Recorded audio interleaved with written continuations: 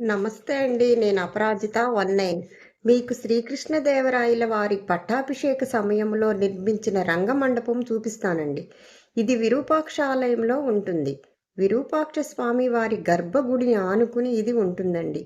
దీనిని శ్రీకృష్ణదేవరాయలు పట్టాభిషేక సమయంలో క్రీస్తు శకము 1510 సంవత్సరంలో దీనిని నిర్మించారు. 600 సంవత్సరాల క్రితం వేసిన రంగులను మనం ఇప్పటికీ చూడవచ్చు. రామాయణ ఘట్టాలను చిత్రాల రూపంలో వేసి వాటికి సహజ సిద్ధమైన రంగులతో అలంకరించారు.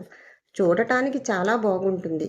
ఈ రంగమండపము నుంచి విరూపాక్ష స్వామి వారు కనిపిస్తూ ఉంటారు. గర్భగుడి ముఖద్వారానికి అటు ఇటు పెద్ద పెద్ద విగ్రహాలు ఉంటాయి. ఇలాంటి విగ్రహాలు తమిళనాడులోని తంజావూరు బృహదేశ్వరాలయంలో కూడా ఉంటాయి. మరియు తంజావూరు ప్రక్కన ఉన్న గంగైకొండ చోళపురంలో కూడా ఉంటాయి.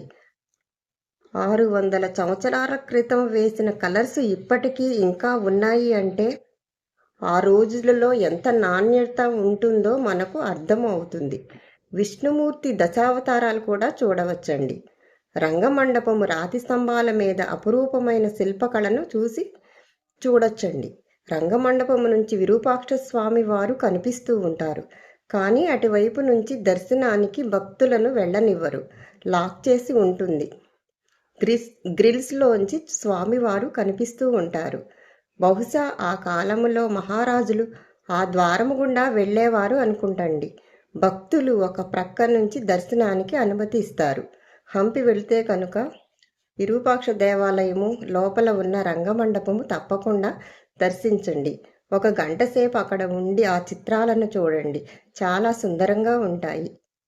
నా వీడియోస్ కనుక నచ్చితే సబ్స్క్రైబ్ చేసి కామెంట్ చేసి షేర్ చేయండి. ఓం నమః శివాయ.